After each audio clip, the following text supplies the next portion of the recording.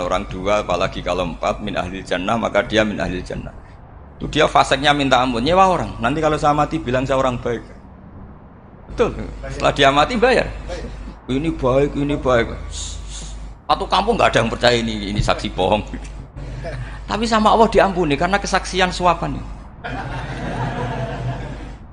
Lalu berarti jenengan ngalalo suap ya ndak, saya ada ngalalo suap, ngalalo sedekah. Karena sekarang kalau ada caleg bayar katanya sedekah.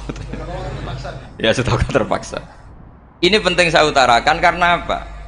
Allah itu menilai itu tidak sama dengan pikiran kita.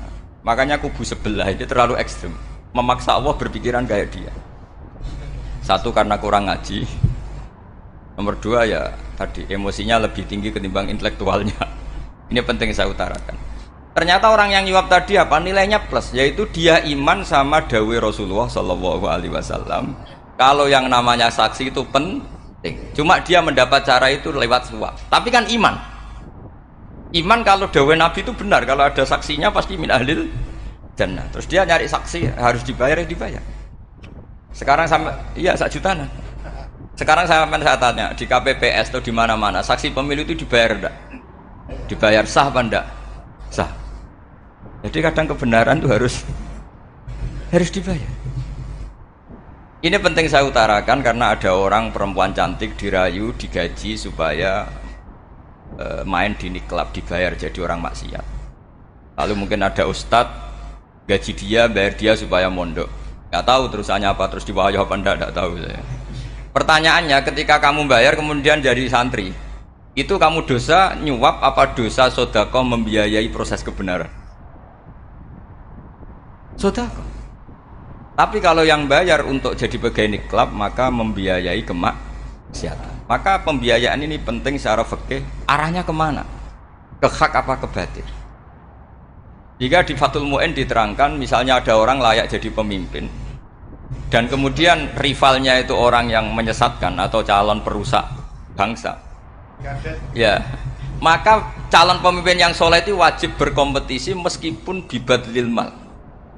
Karena kalau yang mimpin orang fasik, kampung ini rusak. Kalau yang mimpin orang soleh, kalau nggak bayar juga nggak jadi. Maka wajib bayar. Lah yang soleh bayar ini berstatus sedekah, tapi yang batil ini berstatus suap.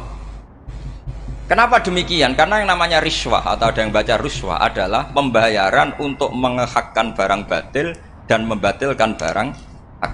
Sementara pembiayaan orang soleh adalah untuk memperkuat hak. Nah orang tuh nggak tahu, yang ngajinya ndak hatam-hatam tuh taunya pokoknya ar-rosi wal murtasi benar. Tapi nggak pernah mikir lalu definisi riswah atau ruswah itu apa? Ini bukan provokasi supaya semua calon bupati gubernur nyuap ndak, hanya nyuruh mereka sodako saja. Jadi kalau nggak jadi, tapi sodako betul ya, kalau nggak jadi ya tetap ikhlas dari awal memang sodako. Lah soal geremeng ya bawaan manusia gitu ya. Ya nggak apa-apa, kami tetap geremeng. Ini penting saya utarakan, makanya menurut saya itu bangga dengan Pak Hamid karena sepupu mbah saya itu karena alimnya. Meskipun banyak orang mensifati beliau wali dan memang wali betul, tapi saya tetap menstatuskan beliau orang alim yang dari kelaziman alim itu beliau wali. Jangan dibalik, wali dulu baru alim.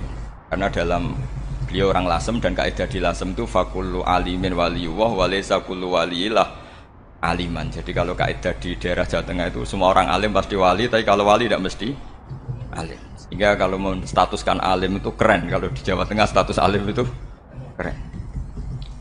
Dan soal keramat yang kaitannya dengan Mbah Mun itu masyhur itu dulu ketika Mbah Hamid santai-santai sama Pak Taifur sama keluarga lah. Beliau mau istirahat, kemudian yang datang Kiai Maimun, Mbah Mun zaman itu masih dipanggil Gus. Apa pur ada Pak Taifur di situ. Kata Pak Taifur, kalau manggil Pak D itu Gus Mun.